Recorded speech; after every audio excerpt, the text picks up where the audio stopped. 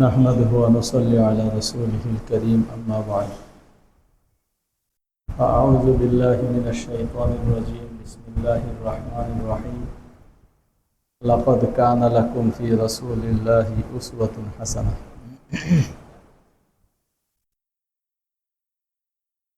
শ্রদ্ধেয় উপস্থিত মুসল্লিনে কিরাম, আমরা আলোচনা করতেছিলাম রাসূল করিম সাল্লাল্লাহু আলাইহি ওয়াসাল্লাম নবুয়তি জিন্দেগিতে খুব অল্প সময় তিনি পেয়েছেন। মাত্র 23 বছর জিন্দেগিতে তিনি পুরা বিগড়ানো একটা দুনিয়াকে যে সোনালী সমাজে রূপান্তর করছেন, আর পশুত্বকে হার মানানো যে মানুষ ও মানুষের মানবতা, এটাকে তিনি মানবতার সর্বোচ্চ স্তরে নিয়ে গেছেন। কি কার্যক্রমের মাধ্যমে বা কি কর্মসূচির মাধ্যমে, ওই বিষয়গুলি যদি আমরা আমাদের জীবনে বাস্তবায়ন করতে পারি, তাহলে নিঃসন্দেহে আমাদের ব্যক্তি জীবনের উন্নতি, পারিবারিক ও সামাজিক জীবনের উন্নতি, রাষ্ট্রীয় জীবনের উন্নতি, সর্বক্ষেত্রে আমরাও একটা মানবিক সমাজ এটা কায়েম করতে পারব। যে সমাজের মধ্যে হিংসা হানাহানি থাকবে না, যে সমাজের মধ্যে একে অপরের সঙ্গে শত্রুতা এবং রক্তপাত থাকবে না, আশা করি আমরাও এমন একটা সমাজ কায়েম করতে পারব। হুজুর আকরাম সাল্লাল্লাহু আলাইহি ওয়াসাল্লাম যে দাওয়াত নিয়ে আসছিলেন, সেই বিষয়ে আমরা আলোচনা করতেছিলাম যে হযরত জাফর বিন আবু তালেব রাদিয়াল্লাহু তাআলা আনহু, উনি ওনার একটা দীর্ঘ বর্ণনায় যে ইসলামের প্রকৃত হাকিকত কি গুণাবলীর নাম ইসলাম, এই বিষয়টা তিনি আবিসিনিয়ার বাদশার সামনে, নাজ্জাশীর সামনে পেশ করছিলেন। আমরা ওই হাদিসের উপরেই কথা বলতেছিলাম। তো ওনার যে ভাষ্য ছিল যে ফাকুন্না আলা যালিক হাত্তা বাআসাল্লাহু ইলাইনা রাসূলাম মিন্না না'রিফু নাসাবাহু ওয়া সিদকাহু ওয়া আমানাতা ওয়া আফাফা ফাদআনা ইলাল্লাহ লিনুওয়াহিদাহু ওয়া না'বুদাহু ওয়া নাখলা মা কুন্না না'বুদু নাহনু ওয়া আবাউনা মিন দুনিহি মিনাল হিজারাতি ওয়াল আওসান ওয়া আমারা বিসিদকিল হাদিস ওয়া আদাইল আমানাতি ওয়া হুসনিল জাওয়ার। উনি ওনার এই আলোচনার মধ্যে আনছেন যে রাসূল করিম সাল্লাল্লাহু আলাইহি ওয়াসাল্লাম আমাদেরকে তাওহীদের শিক্ষা দিয়েছেন, আর সত্য কথা বলার শিক্ষা দিয়েছেন। সত্য কথা বলা এটা অত্যন্ত একটা মানবিক গুণ, আর মিথ্যা কথা বলা এটা একটা ধোঁকাবাজির গুণ, যেটাকে রাসূল করিম সাল্লাল্লাহু আলাইহি ওয়াসাল্লাম মুনাফিকের স্বভাব বলেছেন। মুনাফিকের আলামত বর্ণনা করতে গিয়ে রাসূল করিম সাল্লাল্লাহু আলাইহি ওয়াসাল্লাম বলছেন, আয়াতুল মুনাফিকে সালাসুন, মুনাফিকের আলামত হলো 3টা। ইজা হাদ্দাসা কাযাবা, ওয়া ইজা ওয়াদা আখলাফা, ওয়া ইজা আতুমিনা খানা।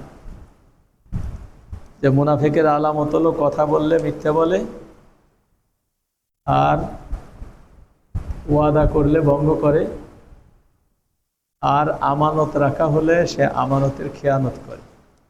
অন্য এক হাদিসের মধ্যে আসছে ওয়াইজা আহাদা গাদারা, চুক্তি করলে চুক্তি ভঙ্গ করে। অন্য এক হাদিসের মধ্যে আছে ওয়াইজা খাসামা ফাজারা, ঝগড়া বাঁধলে অশ্লীল কথাবার্তা বলে।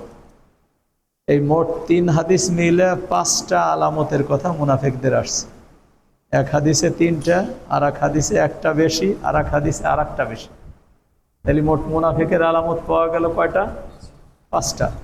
কথা বললে মিথ্যে বলে, আর ওয়াদা করলে ভঙ্গ করে, আমানতের খেয়ানত করে, চুক্তি করলে চুক্তির বিপরীত করে, আর ঝগড়া বাঁধলে অশ্লীল কথাবার্তা বলে।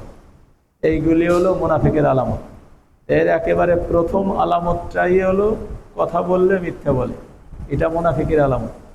তাই মমিনের আলামত আর মুনাফিকের আলামত তো এক জায়গায় হইতে পারে না। এই জন্য মিথ্যা বলা মুনাফিকের আলামত। তাহলে মমিনের আলামত কি হবে? সত্য বলা। মমিনের আলামত হবে হলো সত্য বলা। এখন আমরা দাবিদার হলো ইমানদার হওয়ার, কিন্তু কথা বললে বলি হলো মিথ্যা কথা। তাহলে দুইটা কি বিপরীতমুখী বিষয় হয়ে গেল। দাবিদার হলো আমরা ইমানদার, আর আলামত পাওয়া গেল মুনাফিকের। আলামত পাওয়া গেল মুনাফিকের, কথা বললে মিথ্যা বলা, আলামত পাওয়া গেল মুনাফিকের। তাহলে হয়তো ইমান ছাড়তে হবে, না হইলে মিথ্যা কথা ছাড়তে হবে। তাই এর মধ্যে ছাড়তে হবে কোনটা? মিথ্যা ছাড়তে হবে। ইমান তো ছাড়া যাবে না, ইমান ছাড়া যাবে না, মিথ্যা ছাড়তে হবে। তার মানে মমিন মিথ্যা কথা বলবে এটা হবে না। কারণ সত্যি কথা বলতে গেলে তো অনেক সময় ঝামেলা হয়। তাই ঝামেলা হইলেও রসুল করিম সাল্লাল্লাহু আলাইহি ওয়াসাল্লাম দুইটা কথা বলছেন। একটা হলো যে অকুলুল হক হাইসুমা কুন্তা ওয়াইন কানা মুররান, যেখানেই থাকো যে পরিস্থিতিতে সত্য কথা বলো যদিও তা তিক্ত হয়। সত্য কথা বলো যদিও তা তিক্ত হয়। এই তিক্ত হলো কখন? যে আমারে জড়াইয়া আমার কোনো ঘনিষ্ঠজন সে একটা মিথ্যে কথার প্রচার করতেছে তার স্বার্থে। এই মুহূর্তে যদি আমি কয়ে দেই যে ও কথাটা মিথ্যা, তাহলে তার সঙ্গে আমার বন্ধুত্ব থাকে না। আর যদি আমি চুপ করে থাকি অথবা তার কথায় সমর্থন জানাই, তাহলে মুনাফিকের আলামতের মধ্যে পড়ি। এইবার কিন্তু একটা তিতে অবস্থা।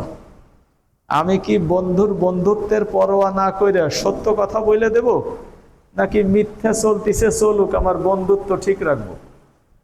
রসুল করিম সাল্লাল্লাহু আলাইহি ওয়াসাল্লামের কথা হলো তুমি নির্দ্বিধায় সত্য কথা বলে দাও। এটা আজকে তিক্ত, তোমার বন্ধু তোমার উপরে অসন্তুষ্ট হবে, কিন্তু কাল তোমারে জড়াইয়া কোনো মিথ্যা কথা আর সে বলার হিম্মত করবে না। তার কারণ জানে যে আমি মিথ্যা বললেও উনি সাপোর্ট করে না, বড়জোর হয়তো কট্টরপন্থী কবে, না হইলে আরো কিছু শব্দ কবে, মৌলবাদী কবে, না হইলে গুড়া কবে, একটা কিছু কবে, কিন্তু সামনে আর আমারে জড়াইয়া কোনো মিথ্যা কথা বলবে না। তার কারণ তার জানা হয়ে গেল যে আমি তার মিথ্যাকে সাপোর্ট করি না। তাহলে এই প্রথম সইরে আসা এটা কিন্তু তিক্ত, কিন্তু তিক্ত হইলেও রসুল করিম সাল্লাল্লাহু আলাইহি ওয়াসাল্লাম বলছেন সত্য কথা বলবা যদিও তা তিক্ত হয়। দ্বিতীয় হলো, অনেক সময় দেখা যাবে যে সত্য কথা বললে তাহলে আমি হয়তো ধরা খাইতে পারি। মিথ্যা কথা বলাই আমার সামনে মনে হচ্ছে মুক্তির উপায়। আমার সামনে মনে হচ্ছে মিথ্যা কথা বলাটাই হলো মুক্তির উপায়। রসুল করিম সাল্লাল্লাহু আলাইহি ওয়াসাল্লাম এক্ষেত্রে বলছেন আসিদকু ইউনজি ওয়াল কিযবু ইউহলিক। আসিদকু ইউনজি ওয়াল কিযবু ইউহলিক। সত্য মানুষকে মুক্তি দেয় আর মিথ্যা মানুষকে ধ্বংস করে। সত্য মানুষকে মুক্তি দেয় আর মিথ্যা মানুষকে ধ্বংস করে। তো এখন আমি আমার দৃষ্টিতে দেখতেছি যে মিথ্যা বললেই আমি মুক্তি পাব, আর সত্য বললেই আমি এ জায়গায় ধ্বংস হব। রসুল করিম সাল্লাল্লাহু আলাইহি ওয়াসাল্লাম বলতেছেন সত্য বললে তুমি মুক্তি পাবা আর মিথ্যা বললে ধ্বংস হবা। এখন বুঝ কি আমারটা বেশি সহি না রসুল সাল্লাল্লাহু আলাইহি ওয়াসাল্লামেরটা বেশি সহি? তাহলে আমি আমার দৃষ্টিতে যদি দেখিও যে এই জায়গায় মিথ্যায় মনে হয় মুক্তি মেলবে, সত্য বললে ঝামেলা হবে, তারপরেও আমার বুঝটাকে সরায় থুয়ে আমি যদি রসুল করিম সাল্লাল্লাহু আলাইহি ওয়াসাল্লামের বুঝকে গ্রহণ করে নেই, ওটাকে আমি আমার জীবনের আদর্শ হিসেবে নিয়ে নেই, তাহলে উপস্থিত হয়তো কিছু ঝামেলা দেখা যাবে, কিন্তু যে আমার শত্রু ও লোকটাও একটা শিক্ষা পাবে, একটা বুঝ পাবে যে মানুষটা কোনো পরিস্থিতিতে মিথ্যা বলে না, এ মানুষটা কোনো পরিস্থিতিতে মিথ্যা বলে না। এটা আমার আজ না হোক কালকের জীবনের জন্য উপকারে আসবে। এই জন্য রসুল করিম সাল্লাল্লাহু আলাইহি ওয়াসাল্লাম বলছেন যে সত্য কথা বলবা, সত্য কথায় তোমার মুক্তি মেলবে আর মিথ্যা কথায় তোমার ধ্বংস আসবে। তবে কিছু কিছু ক্ষেত্র আছে, হয়তো একজন মানুষ আর একজনের প্রতি অন্যায়ভাবে জুলুম করবে, আর একজনের প্রতি অন্যায়ভাবে জুলুম করবে, জুলুম থেকে বাঁচার জন্য সে কোথাও পলাইছে আমি জানি। এখন এই ক্ষেত্রে আমি যদি সত্য কথা বলে দিই যে অমুক জায়গায় আছে, তাইলে এই মানুষটা সে অত্যাচারের শিকার হয়। আর আমি যদি এ জায়গায় চুপ থাকি বা ভিন্ন কিছু বলে দেই, তাহলে অত্যাচার থেকে সে মুক্তি পায়। তাহলে এ জায়গায় একজন মানুষকে জুলুম থেকে বাঁচানোর জন্য আমার মিথ্যা বলা, এটা শরীয়তে অনুমোদিত। ওই রকম দুইজনের মধ্যে একটা কলহ বাঁধছে, কলহ বাঁধলে যে আমি যদি এই জায়গায় এমন কিছু কথা একজনের কাছে আর একজনেরটা নিয়ে কই যা একজন আর একজনের প্রশংসামূলক, তাহলে গ্যাঞ্জামটা মিটাইয়ে দেওয়া সম্ভব, গ্যাঞ্জামটা মিটাইয়ে দেওয়া সম্ভব। তাহলে দুইজন মুসলমানের মধ্যে একটা গ্যাঞ্জাম, এটা একটা বড় অন্যায়, এটা বড় একটা ক্ষতি। তো আমি যদি দুইজনের মধ্যে একটু কথা উল্টে কইয়া, মিথ্যা কথা কইয়া তারপরে গ্যাঞ্জামটা মিটাই দিতে পারি, তাহলে মহৎ উদ্দেশ্য হাসিলের জন্য এই জায়গায় মিথ্যা কথা কওয়ার শরীয়তে অনুমতি দিয়েছে। এইরকম কিছু কিছু ক্ষেত্র আছে যে জায়গায় শরীয়ত মিথ্যা কথা কওয়ার অনুমতি দেয় শরীয়ী দৃষ্টিতে এর চাইতে একটা বড় স্বার্থ উদ্ধার করার জন্য। কিন্তু এছাড়া স্বাভাবিকভাবে শরীয়তে মিথ্যা কথা বলার অনুমতি নাই, বরং মিথ্যা কথা এটা মানুষের জন্য ধ্বংসের কারণ, আর সত্য কথা এটা মানুষের মুক্তির কারণ। এজন্য ইসলাম শিক্ষা দিয়েছে সদা সত্য কথা বলো। যদি সবাই এই সত্য কথার গুণটাকে গ্রহণ করত, আদালতে আজ যতগুলি মামলা আছে, লাখ লাখ মামলা, এই লাখ লাখ মামলা যদি খোঁজা হয়, বাদী যা কইয়া আসামির বিরুদ্ধে যা কইয়া সে ইজহার করছে, মামলা দায়ের করছে, ওর মধ্যে থেকে যদি মিথ্যা টুকরে বাদ দেওয়া হয়, তা একে তো বহু মামলাই থাকতে না, যার ভিত্তি হলো মিথ্যার উপর, বহু মামলা থাকবে না। আর যে মামলাগুলি থাকবে, ওই মামলাগুলি আদালতের ফায়সালা দিতেও তেমন কষ্টকর হবে না যদি সে সত্য কথাটা বলে। আর আসামিও যদি তার দোষটা যতটুক এটা সত্য স্বীকার করে, তাহলে একবার থেকে দুইবার হাজিরা দিলেই মামলা শেষ, একটা রায় হয়ে যাবে। চাই মুক্তি মিলুক আর চাই শাস্তি মিলুক, এক থেকে দুইবারে রায় হয়ে যাবে। কিন্তু এখন রায় হয় কি, মামলা আজকে দায়ের করা হয়েছে, 30 বছর পরে যাইয়া আসতেছে যে আসামি মরার 10 বছর পরে তার ফাঁসির রায় ঘোষণা হয়েছে, মরে গেছে আরো 10 বছর আগে, এইবার ফাঁসির রায় ঘোষণা হচ্ছে। তার মানে মামলা দায়ের করা হয়েছিল 2000 সালে, আর বিচারের রায় আসতেছে 2030 সালে। ততদিন পর্যন্ত দেখা যায় যাদের বিরুদ্ধে ফাঁসির অর্ডার হয়েছে এর অনেকেই আজ কবরে। এই যে ঘুরতি হচ্ছে, এর মধ্যে আদালতের অবহেলা এটা তো আছেই, কিন্তু বাদী বিবাদী যে মামলা দায়ের করলো সেও মিথ্যার আশ্রয় নেছে, আর যে ওই মামলার আসামি সেও মিথ্যার আশ্রয় নেছে। অগত্যা এরির মধ্যে থেকে সত্য কতটুকু, কোনটুকু, এইটা আদালতের বাইর করা সহজ না। এই জন্য মামলা একবার গড়ে, দুইবার গড়ে, 5 বার গড়ে, ঘুরতি পরে দুইও পার্টি ইরা যাইয়া অরান হইয়া তারপর মেলে, আসো যা হয় কমপক্ষে তুমিও বাঁচো আমিও বাঁচি, আর বিচারের কাম নাই, আমাকে সইরে আসতে পারলি এখন আমাকে মুক্তি। এই যখন হয় তখন অরান হইয়া ইরাই কয় যে আমরা নিজেরা মিলে গেছি, মামলা ডিসমিস করে দেন। সত্য কথা দিয়ে যদি মামলা দায়ের করা হয় আর আসামি যদি সত্য কথা বলে, তাহলে কিন্তু মামলা এতদিন গড়েও না, আর এত মামলা আদালতে জমাও হয় না। তো সেই সময় রাসূল করিম সাল্লাল্লাহু আলাইহি ওয়াসাল্লাম এই সমাজের মানুষকে যেটা বুঝাইতে সক্ষম হয়েছিলেন, তাহলে মিথ্যা একটা ঘৃণিত জিনিস, এই মিথ্যা বর্জন করো। মিথ্যা বর্জন করতে পারলে তাহলে দুনিয়ার বহু অন্যায় অপরাধ এগুলি এমনিতেই মিটে যাবে যদি মিথ্যা বর্জন করা যায়। তাহলে রাসূল করিম সাল্লাল্লাহু আলাইহি ওয়াসাল্লাম এটাকে জোর দিয়েছেন। আমারা বিসিদকিল হাদিস ও আদাইল আমানাতি, গত জুমায় নিয়ে কিছু কথা বলছিলাম যে আমানত শুধু টাকা পয়সার আমানতের মধ্যে সীমাবদ্ধ না, আমানত কথার আমানত আছে, এরপরে দায়িত্বের আমানত আছে, এরপরে রায়ের আমানত আছে, মশওয়ারার আমানত আছে, ভোটের আমানত আছে, নিয়োগের আমানত আছে, বহু ক্ষেত্রেই এ আমানত আছে। এ আমানত আদায় করার জন্য রাসূল সাল্লাল্লাহু আলাইহি ওয়াসাল্লাম নির্দেশ দিয়েছেন। সর্বক্ষেত্রে যদি এই আমানতগুলি আদায় করা যায়, বহু দুর্নীতি আর রাষ্ট্রীয় কাজের গাফিলতি, ফাঁকিবাজি এবং সুদ ঘুষ অনেক ক্ষেত্রেই এটা মিটে যাবে যদি আমরা আমানত ঠিক মতো আদায় করি। অযোগ্য মানুষ নির্বাচিত হওয়া, এরপরে কাজের ব্যাঘাত সৃষ্টি হওয়া, রাষ্ট্রীয় দায়িত্বে অথর্ব মাথামোটা মানুষজন বসা, ইয়ার অনেকটাই বিদায় নিয়ে যাবে যদি আমরা আমানত ঠিক মতো আদায় করতে পারি।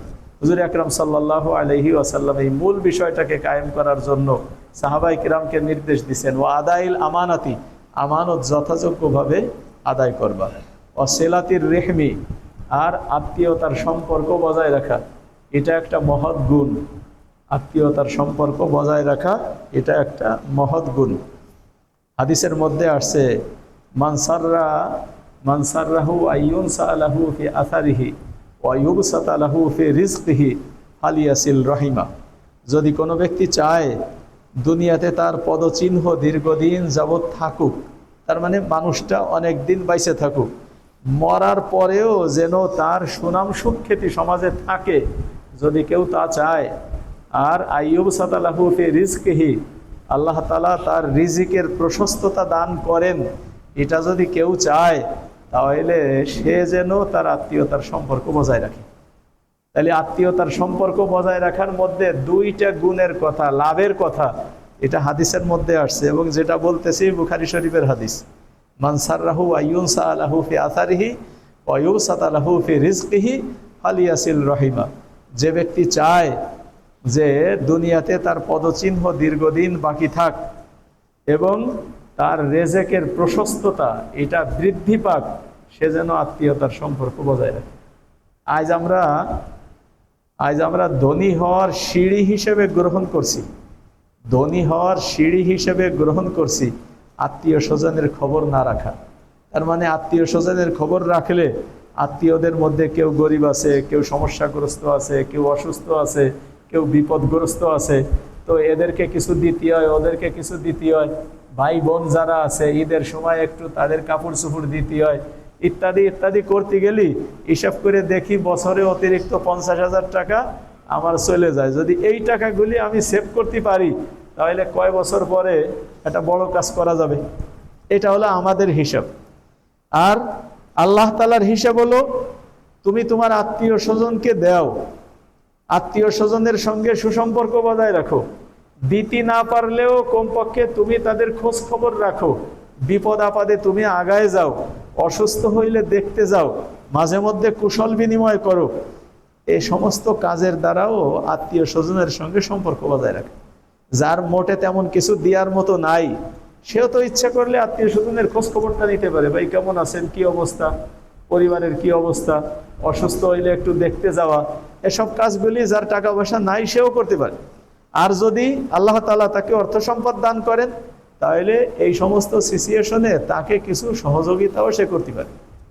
তো এই যে খোঁজ খবর নিয়ে আত্মীয় স্বজনের সঙ্গে ভালো সম্পর্ক রাখা এবং তাদের একটু খোঁজ খবর রাখা, এই কাজগুলি যদি করা যায়, তো আল্লাহ তাআলা বলতেছেন আমি পুরস্কার হিসেবে তারে দেব হলো দুই জিনিস, যেটা রাসূল করিম সাল্লাল্লাহু আলাইহি ওয়াসাল্লামের জবানে আসতেছে। তাহলে পুরস্কার হিসেবে তাকে দিব হলো দুই জিনিস। একটা হলো তার হায়াত বাড়াই দেব। এ জায়গায় একটু ব্যাখ্যা আছে। তার মানে হায়াত তো আসলে মানুষের নির্ধারিত। হায়াত বাড়াই দেওয়ার অর্থ কি? হায়াত বাড়াই দেওয়ার অর্থ হলো হায়াতের বরকত বাড়াই দেওয়া, হায়াতের বরকত বাড়াই দেওয়া।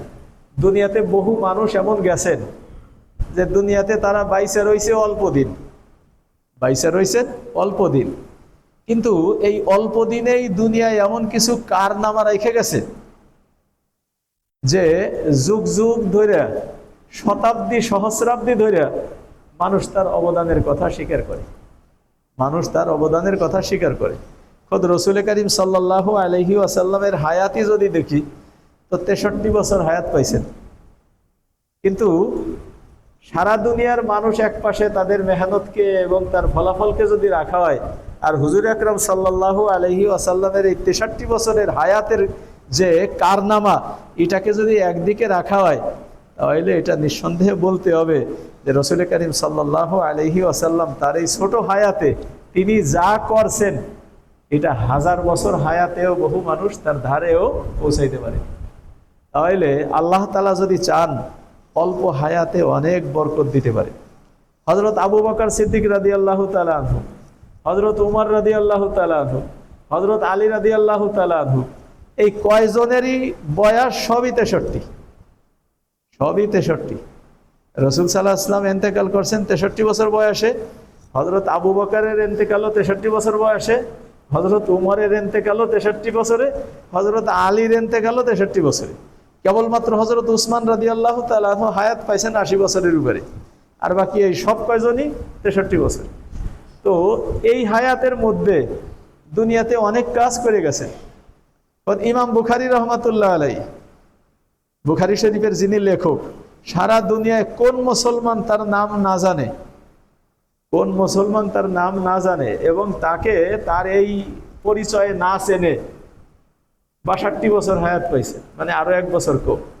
ইমাম শাফি রহমাতুল্লাহ আলাইহি 4 মাযহাবের এক মাযহাবের উনি বুনিয়াদ রাখছেন, যে ফাউন্ডার, এই ইমাম শাফি রহমাতুল্লাহ আলাইহি মাত্র 54 বছর হায়াত পাইছেন। এই অল্প অল্প হায়াতে দুনিয়াতে অনেক কিছু করছেন।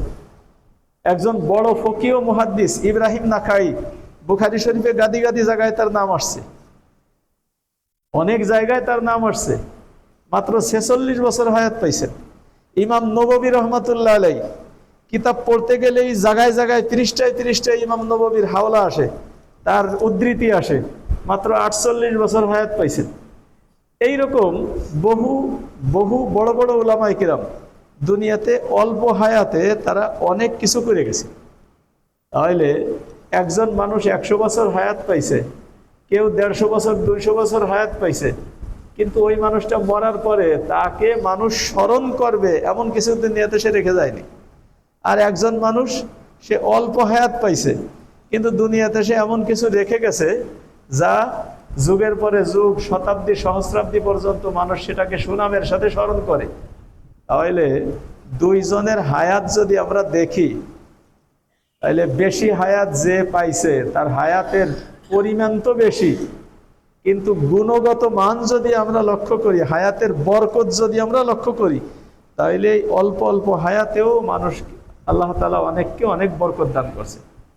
তাহলে আল্লাহ তাআলা যে হায়াত বাড়ায় দেন, এই হায়াত বাড়াই দেওয়ার এ কথার অর্থ হলো এই যে আল্লাহ তাআলা তার হায়াতে বরকত দান করেন। দুনিয়াতে বাঁচবে কটটুক তা তো আগের থেকেই লেখা, কিন্তু যে আত্মীয় স্বজনের সঙ্গে সুসম্পর্ক বজায় রাখবে আল্লাহ তাআলা তার অল্প হায়াতের মধ্যে অনেক বরকত দান করবে। এই জন্য হায়াতের বরকত এটা একটা বড় জিনিস, অনেক বড় জিনিস।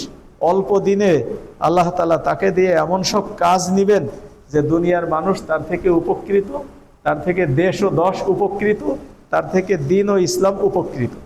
এই জন্য হায়াতের বরকত আল্লাহ তাআলা বাড়াই দেবেন। এর জন্য হলো আত্মীয়তার সঙ্গে সুসম্পর্ক বজায় রাখা, এটা একটা গুরুত্বপূর্ণ কাজ। সাথে সাথে হলো আল্লাহ তাআলা তার রেজেকের প্রশস্ততা বাড়াই দেবেন।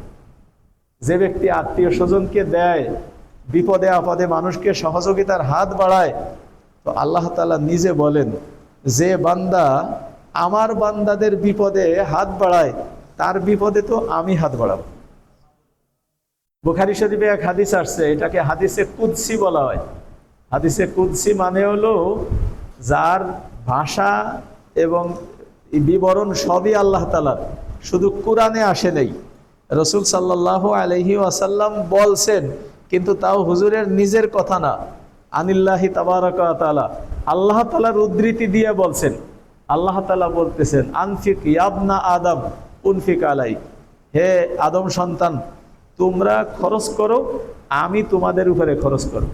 তার মানে তোমরা যত দান করবা আমি তত তোমাদেরকে দিব। এটা আমরা মনে করি যে মানুষের সম্পদ এটা একটা টাঙ্কিতে রক্ষিত পানির মতো, তো পানির পাত্র ভরে গেছে, এখন যদি আমি ওই পাত্রের মুখ দিয়ে পানি দিতেই থাই তা কোন জায়গায় যাবে? গড়াই বাইরে পড়ে যাবে, তার কারণ ধরার জায়গা তো নাই। আমি এই পানি আমার টাঙ্কিতে তখনই জায়গা দিতে পারবো নিচের পাইপ যদি খুলে দিয়ে পানি আগে নামাই, আগে খালাস করি, তাহলে নতুন করে আমি ঢুকাইতে পারবো। আল্লাহ তাআলার কথা হলো তোমার জন্য যে বাজেট আছে ওই বাজেট তুমি পেয়ে গেছো, এখন যদি তুমি তোমার নিচের পাইপ খুলে দিয়ে এই সম্পদ মানুষকে অকাতরে বিলাও, তাহলে তোমার এতে ঘাটতি দেখা দেবে না। যে পরিমাণ তুমি বিলেবা আমি আবার ওই পরিমাণ দিব, আমি আবার ওই পরিমাণ দেব, সাথে সাথে আর একটা জিনিস বাড়ায় দেব, সেটা হলো সম্পদের মধ্যে আমি বরকত বাড়ায় দেব। সম্পদের মধ্যে আমি বরকত বাড়ায় দেব। বরকত বাড়ায় দিয়া অল্প সম্পদে অনেক কাজ করা যায়। বহু মানুষের আছে কামাই রোজগার খুব করে, কিন্তু টাকা যা পায় তা নিয়ে যায় হয়তো উকিলে, না হইলে নিয়ে যায় ডাক্তারে, না হইলে নিয়ে যায় সন্ত্রাসীতে, না হইলে নিয়ে যায় চোরে, তা না হইলে নিয়ে যায় পরিবারের সদস্যরা, ইত্যাদি ইত্যাদি কায়দায় সম্পদ এদিক সেদিক চলে যায়। আর কোনো একজন মানুষের আছে অল্প, আছে অল্প, কিন্তু দেখা যায় যে ওর টাকা নষ্ট হয় না। যে কয় টাকার সে মালিক, ওই কয় টাকা সে যথাযোগ্যভাবে খরচ করতে পারে এবং তা দিয়ে তার প্রয়োজন মেটে। তাহলে সম্পদ বেশি কিন্তু বরকত নাই, ও সম্পদ মানুষের পেরেশানির কারণ। আর সম্পদ অল্প কিন্তু বরকত আছে, তাহলে সম্পদ মানুষের জীবনের ইতমিনানের কারণ, আত্মতৃপ্তির কারণ। তাহলে সম্পদের মধ্যে আল্লাহ তাআলা বরকত দান করবেন, সম্পদের প্রশস্ততা আল্লাহ তাআলা বাড়ায় দেবেন। তাহলে আত্মীয়তার সম্পর্ক বজায় রাখা, এর সাথে সাথে কিছু সাইড ফায়দা। তাহলে আজ দুনিয়ায় যত মারামারি হানাহানি, এর বেশিরভাগ দেখা যায় এ হলো ঘনিষ্ঠ জনদের মধ্যে, হয়তো প্রতিবেশীদের মধ্যে। এবং খোঁজ নিলে দেখা যাবে প্রায় এক প্রতিবেশী তার আর এক প্রতিবেশীর ব্যাপারে যদি জিজ্ঞাসা করা হয়, তোমার ওই পাশের লোকটা কেমন, তো মন খুইলে কবে যে ও লোকটা আলহামদুলিল্লাহ ভালো, এইরকম রিপোর্ট পাওয়া যাবে খুব কম। প্রায় দেখা যাবে যে এই প্রতিবেশী তার বিরুদ্ধে অভিযোগ, আর এই প্রতিবেশীর বিরুদ্ধে আবার তার অভিযোগ, প্রতিবেশী প্রতিবেশীর অভিযোগ। ভাই ভাইয়ের মধ্যে একজনের বিরুদ্ধে আর একজনের ওই রকম অভিযোগ, ও ভালো জায়গা নিয়ে নেছে, বাপের জায়গাগুলি ও দখল করে নেছে, আমারে দেশে ও হেন্দে খাল পড়ে, এই জায়গায় বনের মধ্যে, ইত্যাদি ইত্যাদি এ সমস্ত অভিযোগ পাওয়া যাবে। বইনকে কাছে জিজ্ঞেস করলি কবে যে ওরা নিজেরা সব দখল দিয়ে নিয়ে গেছে, আমাকে খোঁজ খবরও নেয় না, আমাকে পাওনাটা হক মতো আদায়ও করে নেই, ইত্যাদি ইত্যাদি। খোঁজ নিলেই দেখা যাবে একজনের বিরুদ্ধে আর একজনের অভিযোগ। আর এই অভিযোগ থেকেই কিন্তু আস্তে আস্তে এটা একটা গ্যাঞ্জামের সূত্রপাত ঘটে, এটাই আস্তে আস্তে বৃহৎ আকার লাভ করে। এই জন্য আত্মীয়তার সম্পর্ক যদি পরস্পরে দৃঢ়ভাবে কায়েম রাখা যায়, তাহলে একজনের বিরুদ্ধে আর একজনের অভিযোগ এটাও খতম হয়ে যায়, আর বহু গ্যাঞ্জাম মারামারি হানাহানি এগুলিও খতম হয়ে যায়। রাসূল করিম সাল্লাল্লাহু আলাইহি ওয়াসাল্লাম এই হুসনুল জাওয়ার মানে হলো প্রতিবেশীর সঙ্গে সদ্ব্যবহার, আর সেলাতির রেহেম আত্মীয়তার সুসম্পর্ক বজায় রাখা, এর নির্দেশ দিছেন। সাথে সাথে হুজুর আকরাম সাল্লাল্লাহু আলাইহি ওয়াসাল্লাম নির্দেশ দিছেন ওয়াল কাফি আনিল মাহারিমি, ওয়াল কাফি আনিল মাহারিমি ওয়াদ দিমা, হারাম কাজ থেকে বেঁচে থাকার জন্য রাসূল করিম সাল্লাল্লাহু আলাইহি ওয়াসাল্লাম খুব বেশি তাকিদ করেছেন। দেখেন, হারাম কাজের দ্বারা আমল নামায় গুনাহ বাড়ে, আমল নামায় গুনাহ বাড়ে। আর মানুষ নেকি কইরা জান্নাতে যাইতে পারে না যতক্ষণ পর্যন্ত গুনার পরিমাণটা নেকির চাইতে কম না হয়। একজন মানুষের আমল নামায় 1 কোটি নেকি আছে, 1 কোটি নেকি আছে, কিন্তু গুনাহ আছে 1.5 কোটি। এখন যদি পাল্লায় মাপ দেওয়া হয় তাহলে নেকি বেশি হবে না গুনাহ বেশি হবে? গুনাহ বেশি হবে। তাহলে 1 কোটি নেকি থাকা সত্ত্বেও এই মানুষটার ফয়সালা জাহান্নামের হইতে পারে। কেন হইতে পারলো? গুনাহ 1.5 কোটি তাইতি। আবার একজন মানুষের আমল নামায় নেকি আছে মাত্র 1 খান, কিন্তু গুনাহ নাই মোটেও। নেকি আছে কয়টা? 1টা, আর গুনাহ নাই মোটেও। এইবার যদি 2 পাল্লা ওজন দেওয়া হয় তাই বেশি ভারী হবে কোনটা? এইবার মানুষটার ঠিকানা কোন জায়গায়? আল্লাহ তাআলা কিন্তু কোরআনে কারীমের মধ্যে এই কথাই বলছেন, ফামান সাকুলাত মাওয়াজিনুহু ফাহুয়া ফি ঈশাতির রাদিয়া। সুখময় জীবন যাপন করবে যার নেকির পাল্লা ভারী হবে। কয়টা নেকি দিয়ে ভারী এটা কিন্তু ধর্তব্য না, কয়টা নেকি দিয়ে ভারী এটা ধর্তব্য না। ধর্তব্য হলো নেকির পাল্লা ভারী, চাই সে 1 নেকি দিয়ে হোক 100 নেকি দিয়ে হোক, 1000 নেকি দিয়ে হোক, লাখ নেকি দিয়ে হোক, কোটি নেকি দিয়ে হোক, কিন্তু নেকির পাল্লা তার ভারী। সহজে জান্নাতে যাওয়ার উপায় হলো নেকি যাই করতে পারি আর না পারি, আমল নামায় গুনাহ রাখবো না। কথাটা বুঝাইতে পারলাম? নেকি যাই করতে পারি আর না পারি, আমার একটা প্রতিজ্ঞা থাকবে যে আমল নামায় আমি গুনাহ থাকতে দেব না। এই প্রতিজ্ঞা যদি আমি করতে পারি তাহলে জান্নাতে যাওয়া সহজ। আমল নামায় গুনাহ থাকতে দেব না, এই প্রতিজ্ঞা যদি করতে পারি তাহলে জান্নাতে যাওয়া সহজ। তাহলে একজন মুমিন ও যদি গুরুত্বপূর্ণ দায়িত্বগুলি খালি ঠিক রাখে, নামাজ, রোজা, হজ, যাকাত, নামাজ, রোজা, হজ, যাকাত, তাও তো যাকাত আর হজ তো ধনীদের ইবাদত। হ্যাঁ, যাকাত আর হজ হলো ধনীদের ইবাদত, গরিবের ইবাদত তো দুইখান, নামাজ আর রোজা। তাহলে ঈমান আছে, নামাজ আছে, রোজা আছে। এবার বাকি কাজ হলো অন্যায় করব না। বাকি কাজ হলো কি? অন্যায় করব না। তা অন্যায় না করলে আমার আমল নামায় গুনাহ জমা হইল না। 5 ওয়াক্ত নামাজ ঠিক মতো রাখবো, রমজান আসলে রোজা ঠিক মতো রাখবো, আর অন্যায় করব না এই প্রতিজ্ঞায় থাকবো। এরপরেও যদি মাঝে মধ্যে হয়ে যায় তাহলে আল্লাহ তাআলার কাছে খালেস দিলে তওবা করে গুনাহটা মাফ করাই নেব। আর দৈনিক যদি শোয়ার সময় 5টা মিনিট সময় আমি আল্লাহ তাআলাকে দেই, আজকের দিনের হিসাবটা করি আমল নামায় কোনো গুনাহ জমা হয়েছে কিনা, এরপরে আল্লাহ তাআলার কাছে আমি মাফ চাই। যদি আমল নামায় গুনাহ থাকে তাহলে আল্লাহ তাআলার কাছে আমি ক্ষমা প্রার্থনা করি, এটা আমার অন্যায় হয়েছে, কালকে আর হবে না। কালও আবার কিছু হবে, আবার মাফ চাবো, প্রতিজ্ঞা করব, কালকে আর হবে না। এই মাফ চাইয়ে চাইয়ে যদি আমি আমার গুনার পাল্লাকে শূন্য রাখতে পারি, তা দৈনিক যে 5 ওয়াক্ত নামাজ পড়তেছি আর রমজান মাসে যে রোজা রাখতেছি, এই নেকি দিয়েই তো একজন মানুষ জান্নাতে চলে যায়, আরো থাইয়ে যাবে, মানে নেকির যাকাত হবে। এই নেকি দিয়ে জান্নাতে যাই আরো নেকি থাইয়ে যাবে।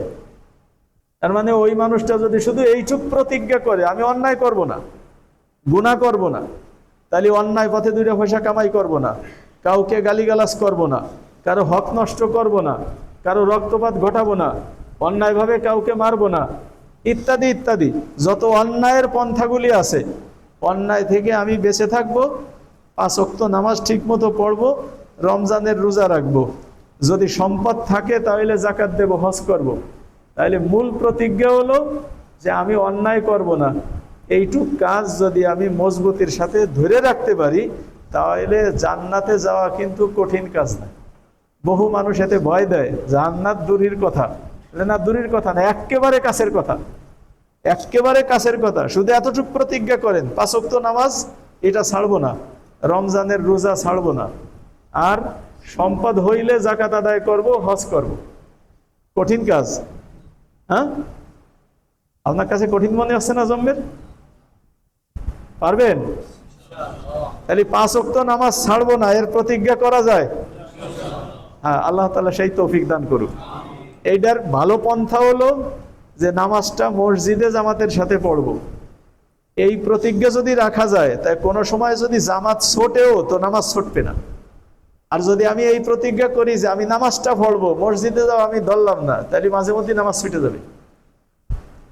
এজন্য আমার দৌড়ের টার্গেট যদি আমি একটু বাড়ায় রাখি, তাই আমি যদি আমার সদে যাইতে নাও পারি তা বেশ খানিক যাব, আর যদি টার্গেটই নেই ওই পন্থী দৌড় দেবো, তাই এ তো সোজা দরবার। এই জন্য আমি আমার সদ একটু বাড়ায় রাখি, তাহলে 5 ওয়াক্ত নামাজ মসজিদে যেয়ে জামাতের সাথে আদায় করব। এই প্রতিজ্ঞা যদি আমি রাখতে পারি, তা এটা তো আমরা পড়ি, কোনো সময় দেখা যায় জামাত ছাড়া পড়ি, কোনো সময় ফজরে ঘুম ভাঙ্গে নাই উঠে পড়ি। শুধু এতটুকু যদি প্রতিজ্ঞা করি যে 5 ওয়াক্ত নামাজ জামাতের সাথে পড়ব। আর রমজান তো আসে হলো বছরে একবার, ওই একবার সবাই মিলে রোজা রাখে, সেই সময় কিন্তু সবার সাথে রোজা রাখতে এমন একটা কষ্ট না, শুধু মনে মনে নিয়ত করে থাকতে পারলেই হয়েছে, তারপরে দিন পার হয়ে যায় সহজে। 5 ওয়াক্ত নামাজ ঠিক মতো পড়া, রমজানের রোজা রাখা, এই যদি আমরা করতে পারি, আর অন্যায় অপরাধ করব না, কখনো হয়ে গেলে আল্লাহ তাআলার কাছে মাফ চেয়ে নেব, তাহলে গুনার পাল্লা শূন্য রাখা এটা কিন্তু এমন কষ্টের না। গুনার পাল্লা যদি আমি শূন্য রাখতে পারি, আর দৈনন্দিন এই যে নামাজের নেকি যা আমল নামায় জমা হচ্ছে, বছরে একবার রমজানের রোজার নেকি যা আমল নামায় জমা হচ্ছে, এ দিয়ে জান্নাতে যাইয়ে আরো নেকি বাইসে থাকবে। জান্নাতে যাওয়া কঠিন কাজ না, কিন্তু এতটুক কাজই যদি আমরা করতে না পারি তাহলে এটা আমাদের দুর্ভাগ্য বলতে। এজন্য রাসূল করিম সাল্লাল্লাহু আলাইহি ওয়াসাল্লাম মানুষকে সহজ পন্থায় উঠাইছেন। তা হলো যে ওয়াল কাফি আনিল মাহারিমি ওয়াদ দিমা। হুজুর আকরাম সাল্লাল্লাহু আলাইহি ওয়াসাল্লাম বলছেন, তোমরা এই বিষয়ে খুব প্রতিজ্ঞা করো। তা হলো অন্যায়টা যাতে না ঘটে, অন্যায়টা না ঘটে। নেকি যা করতে পারো করো, কিন্তু অন্যায়টা করবা না, এইটুক ঠিক রাখবা। তাহলে কুওয়াতে নেকি না দারি বদমাকুন বার ওজুদে খদ সে তুমবে হদমাকুন। ভালো কাজ করার যদি সক্ষমতা তেমন নাও থাকে তো একটা প্রতিজ্ঞা কমপক্ষে রাখো, তা হলো আমি অন্যায় করব না। হুজুর আকরাম সাল্লাল্লাহু আলাইহি ওয়াসাল্লাম মানুষকে যখন এই কথার উপরে উঠাইছেন তখন কিন্তু সমাজ থেকে অন্যায় অপরাধ একেবারেই মিটে গেছে। তা অন্যায় অপরাধ যদি মিটে যায় তাহলে ভালো কাজ করার পরিবেশ এমনিতে তৈরি হয়ে যায়। আর যখন মানুষের আমল নামায় গুনাহ থাকে না, তখন কিন্তু মানুষের দিলের মধ্যে আল্লাহ তাআলার মারেফাতের নূর ঢোকে, তখন নেক কাজের উপর মানুষকে উদ্বুদ্ধ করে। ওই যে কাল্লা বাল রানা আলা কুলুবিহিম মা কানু ইয়াকসিবুন, এই আয়াতের তাফসিরে আসছে। তাহলে মানুষ যখন অন্যায় করে তখন কলবের উপর একটা কালো দাগ পড়ে যায়। তওবা করলে পরিষ্কার হয়, তওবা না করলে দাগ থাইকে যায়। এরকম অন্যায় করতে করতে করতে করতে এক সময় কলব একেবারে কালা হয়ে যায়। এরপরে ভালো রে ভালো মনে হয় না, মন্দ রে মন্দ মনে হয় না। তখন কিন্তু ওর মধ্যে যারে কয় ভালো মন্দের হেতাহেত জ্ঞান, এটা মানুষের মধ্যে থাকে না। আর যদি যে কোনো সময় অন্যায় হয়ে গেলেই তওবা করে আর মানুষের অন্তর যদি স্বচ্ছ ফ্রেশ থাকে, তাহলে যে কোনো অন্যায় সামনে আসলেই কিন্তু মানুষের মনে একটা ধাক্কা দেয়, না এই কাজটা করা যাবে না, এটা অপরাধ। এই যে মনে ধাক্কা দিয়া, এটাই হলো যে কলবের মধ্যে আল্লাহ তাআলার মারিফাতের নূর আছে। ওই নূরের ফসল হলো অন্তরের মধ্যে গুনার কাজ সামনে আসলে ধাক্কা দেবে, আর ওই ব্যক্তির জন্য নেক আমলের প্রতি তার দেলি তার কলবই তাকে উদ্বুদ্ধ করবে। তাই গুনাহ থেকে যদি বেঁচে থাকতে পারি তো নেক কাজের উপরে উদ্বুদ্ধ আমার মনই আমাকে করবে। হুজুর আকরাম সাল্লাল্লাহু আলাইহি ওয়াসাল্লাম মানুষকে এই পন্থায় আগাইছিলেন, অন্যায় ছাড়ো, তাহলে নেক কাজের উপরে তুমি নিজেই অগ্রসর হইতে পারবা। এই জন্য মৌলিক কিছু বিষয় সাহাবায়ে কিরামকে তিনি শিখাইছেন, যার মাধ্যমে তিনি বিগড়ানো সমাজকে এত সহজে অল্প সময়ের মধ্যে তিনি শুধরাইতে পারছেন। তো আজও যদি আমরা হুজুর আকরাম সাল্লাল্লাহু আলাইহি ওয়াসাল্লামের ওই আদর্শগুলি আমাদের জীবনে বাস্তবায়ন করতে পারি, তাহলে আশা করা যায় যে আমার এই ছোট্ট জীবনকেও আমি সফল করে নিতে পারবো, আর আখেরাতের অফুরন্ত জীবনে আমি সুখী হইতে পারবো। দুনিয়ার এই জীবনটাকে যদি আমি পরিকল্পিতভাবে হুজুর আকরাম সাল্লাল্লাহু আলাইহি ওয়াসাল্লামের সেই উসওয়া এবং আদর্শের উপরে উঠাইতে পারি। আল্লাহ তাআলা আমাদের তৌফিক দান করেন। আমিন। আখির দাওয়ানা আলহামদুলিল্লাহি রাব্বিল আলামিন। বিষয়ের উপরে কারো জিজ্ঞাসা? সুন্নাত পড়ি।